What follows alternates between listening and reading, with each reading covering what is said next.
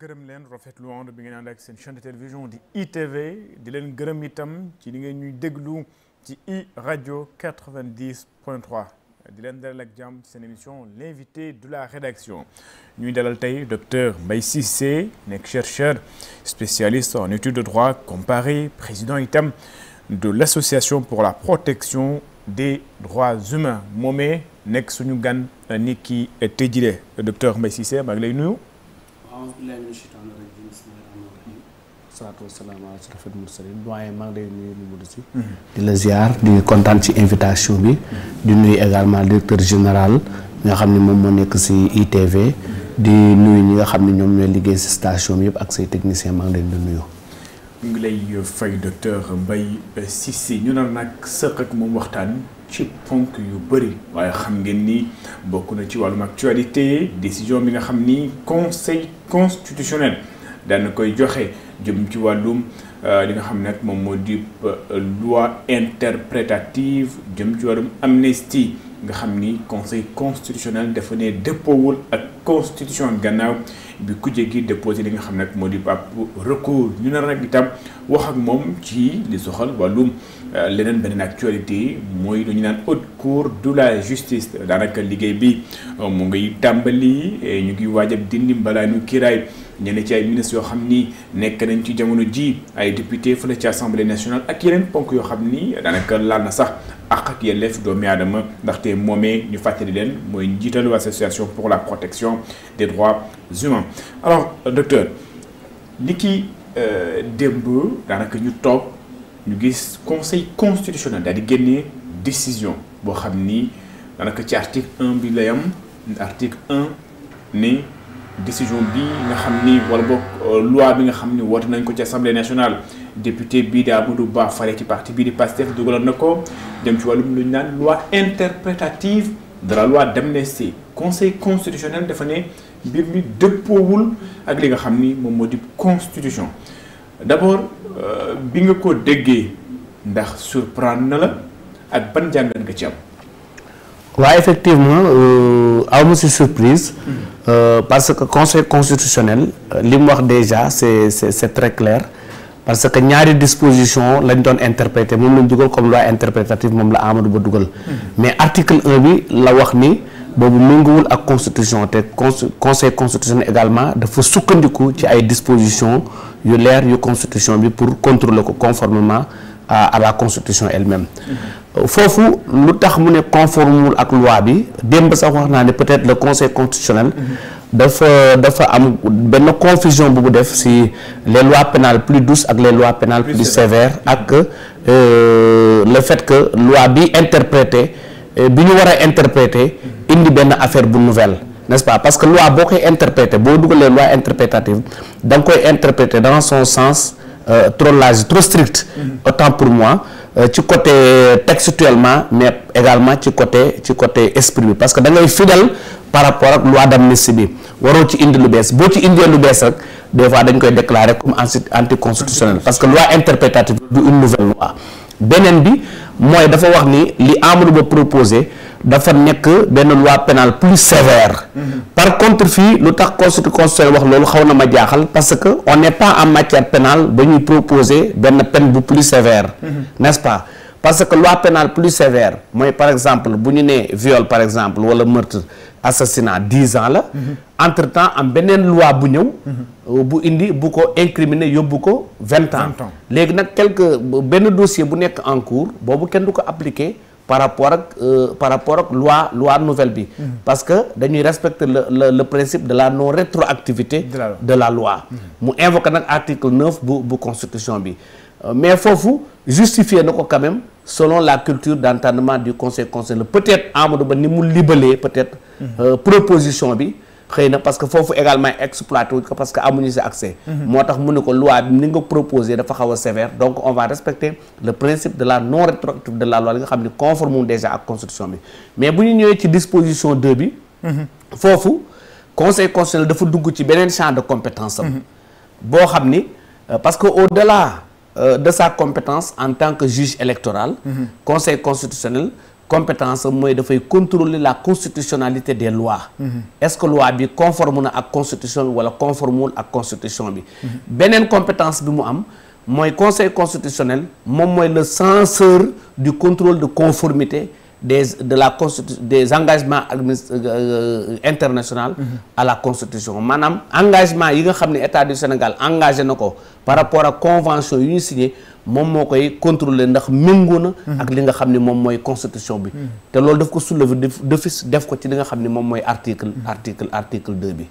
alors conseil constitutionnel laata sax ñuy dugg ci considérant yi ndax am na benn considérant boo xam ni moom moo war a sax coow li juddu laata ñuy dugg ci conseil constitutionnel sorewul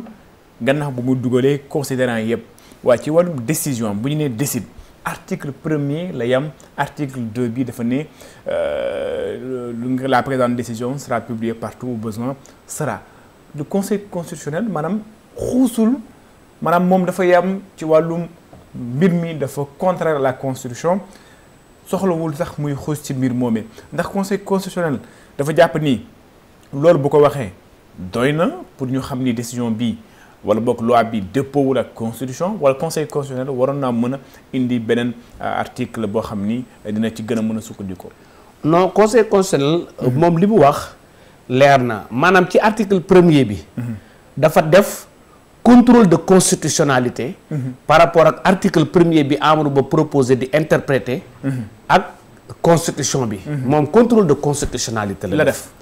beneen bi dafa soulever d'office def contrôle de conformité engagement internationaux yi ak li nga xam ne moom mooy la constitution parce que moom mooy le censeur du contrôle de conformité moom moo koy def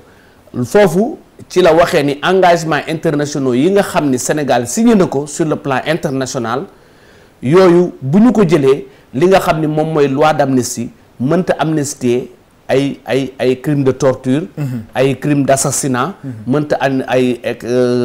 acte de barbarie ak traitement cruel inhumain et dégradant li nga xam ni convention contre la torture en 84 moom moo ko consacré te loolu daf ko tibbee ci préambule de la constitution mu wax ni le préambule fait partie intégrante également de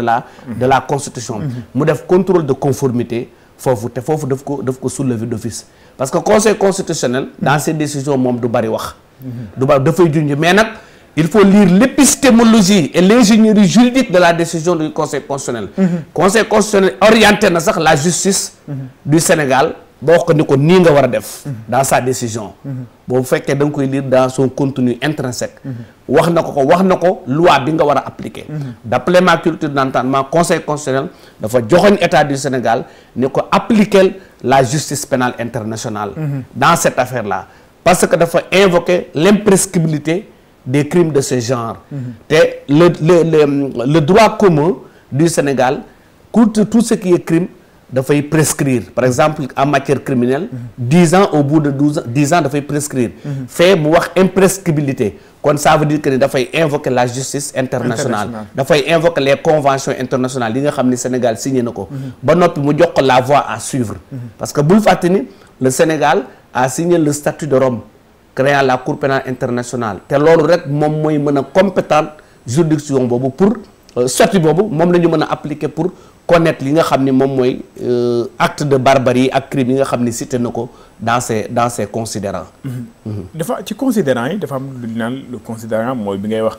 numéro 31 considérant 31 conseil constitutionnel di junj ci wàllu woowee ni sax ci wàllu li nga xam ni moom mooy amnistie bi wàllum crime wàllum torture wàllum traitement dégradant et inhumain mënta bokk ci li nga xam ni moom mooy loi d'amnistie coow li nag bëri juriste yi ku nekk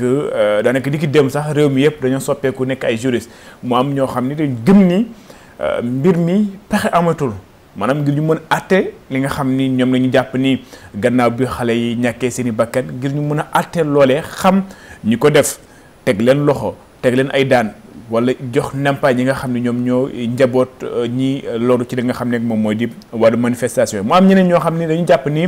ba léegi pexe am na ba sax dégg nañ groupe parlementaire Pastef ak yenn ci ki nga xam ni moom mooy député Pastef yu sàkku ci njaboot ñi nga xam ni ñoo ñàkkalee li nga xam ni moom mooy seen doom wala seen jarbaat ci xeex yi ñu dem ñoom directement porter plainte ban jàngat dëggantaan la ñu mën a am ci wàllum considérant 31 bi. waaw xam nga considérant 31 bi moom laa la wax le juge a été très succinct mais li mu ci ëmb daanakaan mën nga ci bind livre. wax naa la imprescriptibilité bi. juge bi dafa bàyyi le droit commun. dugg ci dans le droit pénal international. ak les conventions internationales. ba noppi le conseil constitutionnel a qualifié implicitement xew-xew yooyu fi xewoon implicitement daf ko qualifié de crime contre l'humanité moom conseil constitutionnel implicitement sans pour autant mu mentionné ko dans sa décision. parce que boo demee ci affaire boo demee ci côté imprescriptibilité bi wax naa la léegi ne la dans le cadre du droit commun. crime dafay prescrire au bout de 10 ans. moom wax ko dafa ne yii dafa imprescriptible. le fait que bu ne dafa imprescriptible la bi nga lay joxoñ vers le droit international te moom sax wax na ko mun ko tel que les règles du droit international. xam nga wax na ko mu invoqué également li nga xam ne moom mooy le droit international pénal. mais foofu wax naa ne dafa qualifier juridiquement crime contre l'humanité parce que seules les conventions internationales xam nga boo xoolee sur le plan interne ak le code pénal. am na ay actes de barbarie am na crime am na assassinat. mais lan moo tax tuddul le code pénal sénégalais. mais le droit international parce que mi ngi lay orienté. vers la qualification juridique de crime contre l'humanité loolu nag du lu bees man wax naa ko depuis le début bi ñu voté loi d'amnistie bi. dama ni lii c'est peine perdue parce que le droit international le principe du droit international. interdit ñuy amnistier des crimes de sang de ce genre. daf koy interdire d'abord en principe beneen bi à l'époque j'avais invité les députés de l'opposition je pense que c'était Pastef Yewwi Wallu genre yooyu à ce que ñu introduire une loi de ce genre pour ñu contrôler ko conformément à la constitution loolu bu ñu ko defoon jamono boobu am nañu déjà peut-être position au conseil constitutionnel par rapport à cette loi d'amnistie mais defuñu ko woon dañu bàyyi woon mu jàll parce que seuls les députés avaient le droit de le faire mais ndax considérant ak décision bi nga xam ne xam nga considérant yi conseil constitutionnel da kaa lim ba pare doog a joxe décision mais ndax considérant mun na def office d'une décision. effectivement considérant yi c'est les motivations du juge. daf koy motiver. dafa xaw à la fin qu'est-ce qu'on doit retenir les considérants ou la décision ou les deux à la fois. les considérants c'est la décision c'est les motivations. C'est les motivations on distingue motif et motivation. Les motifs c'est les éléments soulevés par les parties. Par contre les motivations c'est la décision du juge motivée par les éléments. N'est-ce pas juge bi li muy motivation yi muy jël maanaam fi muy jaar pour sukkandiku. décision moom mooy jiitu décision bi nga xam ne moom la ñu bu ko defee loolu la ñuy jël moo tax man la juge bi dafa orienté. D'accord ki nga xam ne moom mooy la justice sénégalaise beneen erreur nag gis naa ni dama ragal mu am ci. parce que wax nga léegi am na ko wax ne nañu dem porter plainte parce que en matière criminelle on n'a pas besoin de porter plainte le procureur peut s'autosaisir directement léegi. Erreur bi la conseil constitutionnel di éviter loo implicitement mooy nga appliquer la justice du droit commun maanaam nga dem juge bi maanaam parquet bi jël dossier bi traité ko comme ni ñuy traité sur le plan interne droit maanaam code pénal bi ak code de procédure pénale bi n'est-ce pas buñ ko defee risque la mën nañ dem ba sa cappaandaw ga instruction am juge bi déclaré wu incompétent parce que les juges sénégalais je ne dis pas que les juges n'ont pas d'audace mais le juge sénégalais bëriwul lu muy appliquer droit international surtout les conventions internationales parce que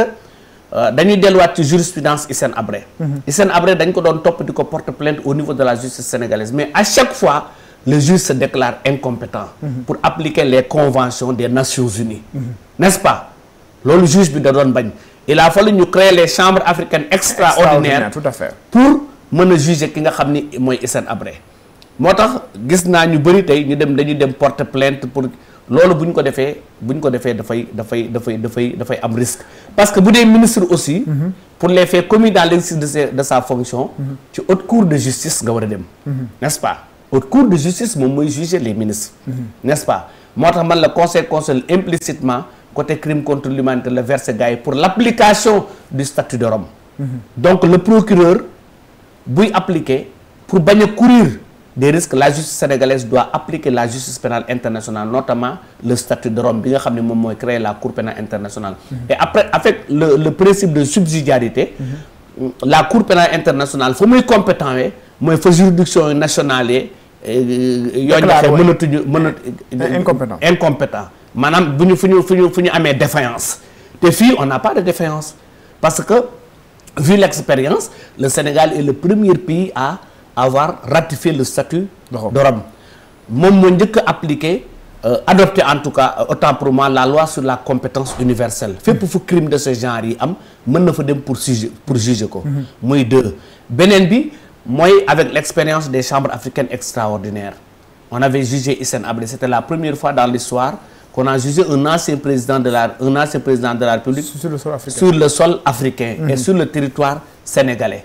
n'est-ce pas sur la base d'une convention bi nga xam ni que Union africaine moo ko signé ak État du Sénégal te boo demee ci composition juridiction bi à part le président ñi ci des ay sénégalais la ñu woon la chambre le parquet l'actuel procureur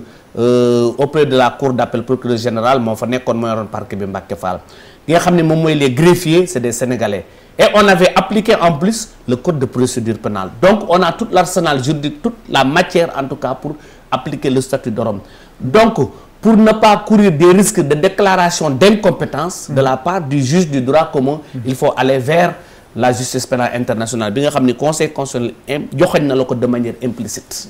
acte bi kon wala boo ko leeral mbir yi du nekk loo xam ni lu yomb comme ni ñu ko yaakaaree non du nekk lu facile moom laa la wax ni bu ñu ci demee vitesse ak précipitation rek dañuy juum parce que moom laa la wax conseil constitutionnel il faut que savoir lire l'épistémologie même de sa décision l'ingénierie même juridique de sa décision xool ko xoolaat ko parce que moom orienté la ci deux niveaux orienté na la ci deux niveaux éventuellement droit commun parce que lim moom dafa invoquer les règles du droit international te les règles du droit international moom mooy wax crime contre l'humanité moom mooy wax imprescriptibilité les règles du droit interne du wax crime contre l'humanité crime rek lay wax te du wax prescriptibilité lay wax donc boo demee devant le juge bu ko procureur déclenché bu ñu demee devant le juge man na ni la man de du ma appliquer droit international parce que je suis pas compétent bu ko defee da ngay mujj recommencer waat à zéro. alors leneen li itam au-delà même de cette décision yow nga nekk un acteur koo xam ni da ngay taxaw ci wàllum la protection des droits humains ndax itam jotul ñu mettre des verrous ndaxte ci wàllum amnistie bi newoon nañ ñu ne am na ay crimes de sang yoo xam ne dañ ko amnistie ak leneen ba waral groupe parlementaire Pastef newoon nañ duñ ko voté mais ndax jotul ñu def benn verrou ci li nga xam ni moo ne bi Sénégal du lu mën a xew rek ñu dem. génnee li nga xam ni moom mooy amnistie jubbu ko assemblée nationale daal di koy voté. waaw effectivement loolu mën nañ ko verrouiller sur le fondement de la constitution mais xam nga loi moom. loi moo koy def mais aussi loi moo ko fay jëlee. quelle que soit la mesure par laquelle on l'aborde aussi bu ñu ko fa tegee beneen loi bu bees ñëw na jëlee ko fi n'est-ce pas. dafa mel ni loi d'amnistie bi ñu ko voté verrouiller ko. mais beneen loi ñëw na interprétatif donte ne juge bi ci article 1 bi nee na c'est pas conforme à la constitution peut-être par rapport ni ko Amadou Ba libalee la mais deuxièmement bi def na contrôle de conformité parce que le juge a eu de l'audace dans cette affaire man c'est presque pour la première fois dans l'histoire judiciaire du Sénégal que je vois le conseil constitutionnel qui est très audacieux qui soulève des questions d'office ba noppi mu interpréter ko par rapport à sa conformité dans les engagements internationaux invoquer dispositions yi parce que dispositions yooyu aussi bul fàttali dafa nekk ci préambule de la constitution notamment la déclaration universelle des droits de l'homme la charte africaine des droits de l'homme et des peuples n'est-ce pas dispositions yëpp daanaka yooyu consacré na la protection parce que moom moo consacre les instruments juridiques internationaux de protection des droits humains dans le cadre général bu dee li nga xam ni moom moo di conseil constitutionnel nee na mbir yooyee mënul bokk ci amnistie kon lan moo tax ñu am retard bi yëpp maanaam feuilleton assemblée nationale la loi interprétative et est-ce qu'il ne fallait pas directement aller au but suñ ko xamee wala il fallait quelque part que le conseil constitutionnel puisse éclairer la lanterne. Très bien, une très bonne question parce que loolu junj naa la ko léegi mooy erreur bi nga xam ni député de l'opposition de la législature passée def nañ ko bi ñu adopté loi d'amnistie bi rek ñoom dans les 15 jours par voie d'action ñoom ñoo amoon possibilité dugal ko mais peut-être dañu jàppoon ni peut-être le président va en bénéficier le président actuel ak l'actuel premier ministre peut-être looloo tax dugaluñ ko jamono boobu man leen cette loi là ça ne les concerne pas ça ne les concerne pas. Donc il va partir. J'avais même envoyé un message au député Guy Marius Sagna ne ko dugal leen intenter leen une action par voie d'action au niveau du conseil pour contrôle de constitutionnalité. ca booba doon nañu am opinion wu conseil constitutionnel ca jamono boobu Sénégal yëggatoo dëgg bu ko defee dinañu xool, n'est-ce pas? Bu boobaa est-ce que buñ ci amoon opinion loi interprétative bi dina ko jar wala du ko jar. Parce que man dama gis ni loi interprétative bi jaru ko woon. Il fallait juste déclencher la procédure du statut de Rome. D'accord. Alors beneen bi mooy li soxal wàllu haute cour de justice xam nañ ni am na juróom ministre yoo xam ni war nañu dem wala bokk ci assemblée nationale ngir ñu déglu leen. En matière de procédure comment ça se passe d'abord au niveau de la haute cour de justice ndax moom mooy nekk tribunal yooyu lépp ministre wala itam dinañu def comme niñ ko tàmmee def enquête bi ci division des investigations criminelles wala lépp haute cour de justice moo ko jël en charge. waaw haute cour de justice dafa nekk juridiction bu spéciale. dafa nekk juridiction bu spéciale. Dans l'architecture institutionnelle des juridictions du Sénégal ci juridiction spéciale yi la bokk. Parce que composition bi sax déjà c'est spécial. Il y a 8 juges titulaires et 8 juges suppléants ak les députés. N'est-ce pas? Ñoom nag mise en accusation bi députés yi ñoom ñoo koy def bu ko defee au niveau de l'Assemblée nationale parce que bul fàtte ni ñoom les mises en cause ñoom dañu am privilège de juridiction. Privilège de juridiction boobu tax mooy tax duñu leen mën a juger dans le tribunal de droit commun. Pour éviter peut-être li ñu fi daloon ak l'affaire Karim Wade. Parce que Karim Wade bi ñu ko jugé ci CREI vraiment il devait être jugé par la haute cour de justice. Mais boobu installé wuñ ko woon, n'est-ce pas? Mais comme installé wuñ ko les actuels ministres mis en cause seront jugés par la haute cour de justice. Haute cour de justice aussi s'il a besoin des enquêtes complémentaires parce que am na chambre yëpp am na comment dirais-je am na parquet. am na chambre pour jugement problème bi fi mu nekk rek mooy amul possibilité pour un double degré de juridiction pour def ay recours ak yooyu. N'est-ce pas? Comme ni ñu ko amee ci yeneen juridiction yi. N'est-ce pas? Dem ba ay conseil constitutionnel parce que fii conseil constitutionnel nekkul ci kaw haute cour de justice te prévoir ñu aussi la possibilité peut-être de saisir des juridictions du droit des juridictions communautaires. Donc je pense que ni même la haute cour de justice mënoon nañ ko gën a réformer ba mu gën a conforme avec les principes du droit de la défense surtout avec le respect des droits humains. Je pense que le fait que ñu naan ay député dañ ciy bokk xam nga un député aussi il peut être profane par rapport au droit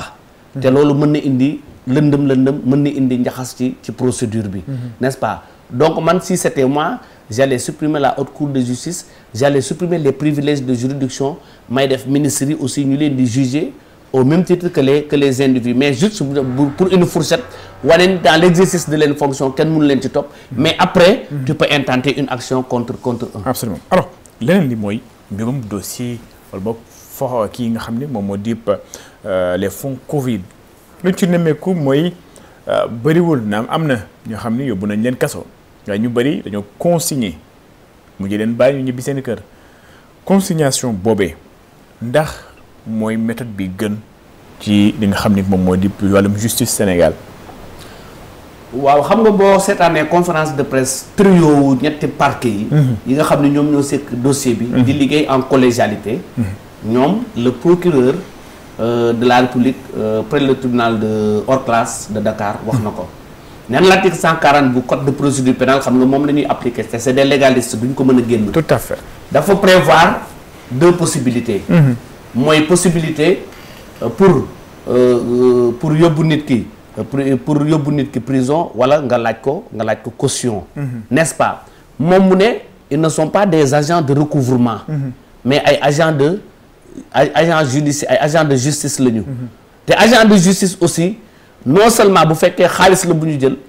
di nga mën a laaj caution ñu consigner ko nga mën ko récupérer. mais en même temps bul fàttali aussi la sanction de l'infraction doit y suivre. C'est-à-dire la consignation c'est une caution mais non un remboursement. non caution la du remboursement parce que bul fàttali la présomption d'innocence. C'est important. Ils sont présumés d'innocence jusqu'à ce que le juge en tout cas en décide te dañuy topp en même temps procédure bi ba toutes les voies de recours internes di jeex. Kon cela veut dire donc marathon judiciaire lay doon. Kon cela veut dire ñi consigner cela ne veut pas dire qu'ils sont coupables. Non, ils ne sont pas coupables parce que juge bi déclaré gu leen parce que ils sont en instruction. D'accord. D'autres même ñi nekk sous bracelet électronique wala ñi nga xam ne ñu ngi sous contrôle judiciaire dañu nekk en instruction donc l'instruction bi bouclé wul ba ñu envoyé leen jugement bu ñu leen envoyé jugement aussi ils ont la possibilité d'interjeter appel. D'accord. Jusqu'au pourvoi en cassation. Alors le délit d'opinion ou les délits d'opinion ñu gis ni bari na lool loo xam ni nañ koy nemmeeku ci réewum Sénégal yoo xam ni sax am na duñ naan la une notion fourre-tout xaw ma ndax loolu lañ koy wooyee mooy diffusion de fausses nouvelles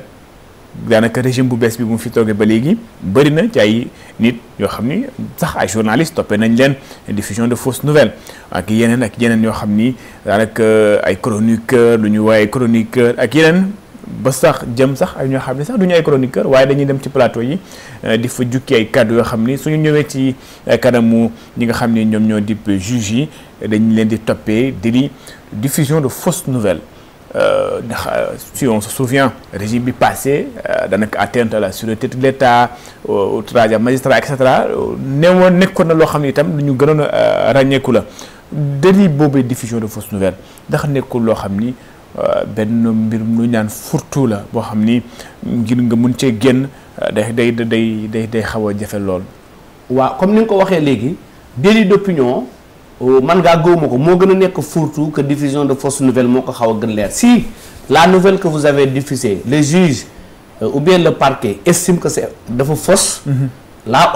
mën nañ la inculper. mais délit d'opinion te.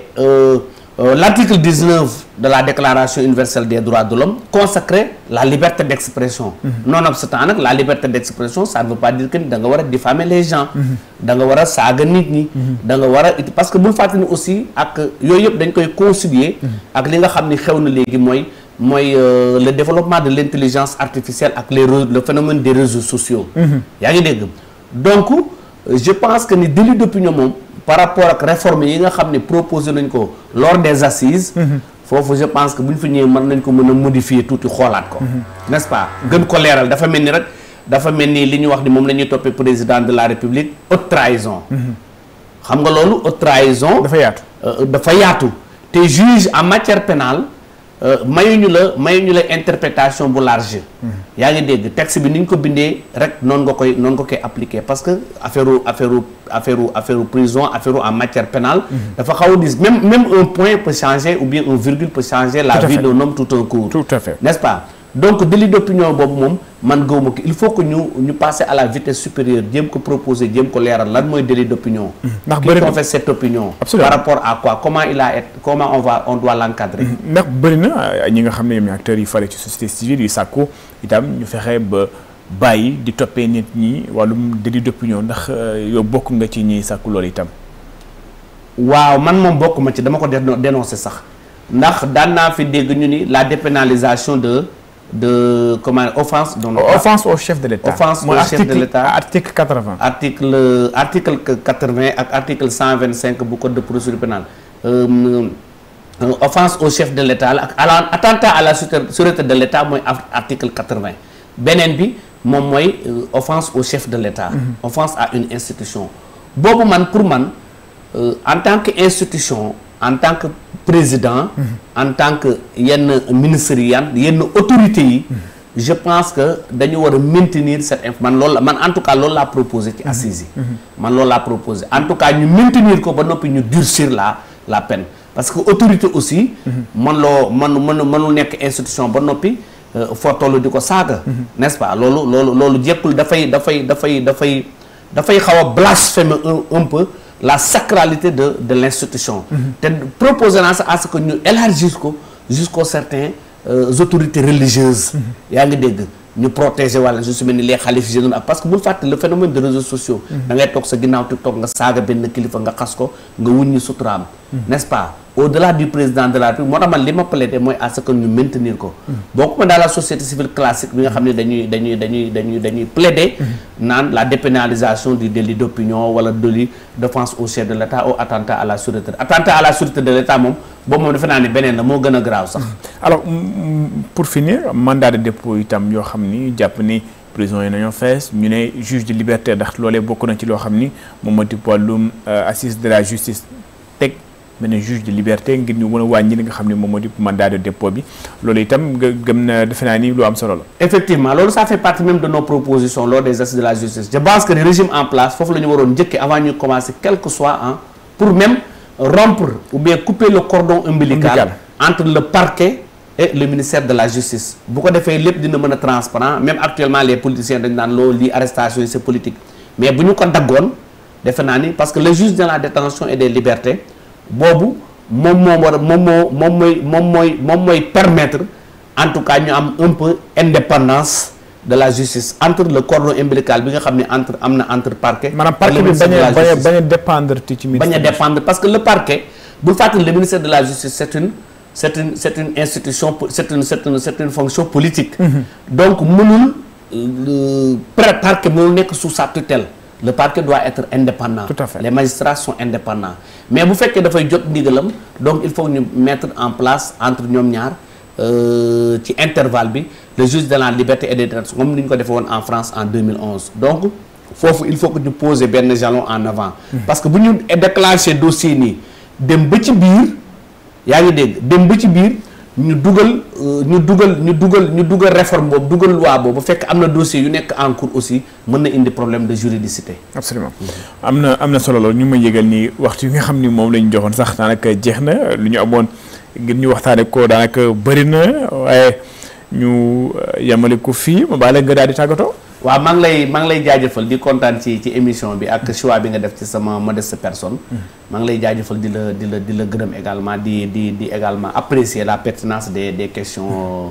posées. sant ko gërëm ko moom docteur Mbaye Cissé nekk chercheur spécialiste en études de droit comparé nekk itam président de l'association pour la protection des droits humains seen émission l'invité de la rédaction jeex na di leen jox dig daje ci beneen numéro ak beneen gan jaa ngeen jëf.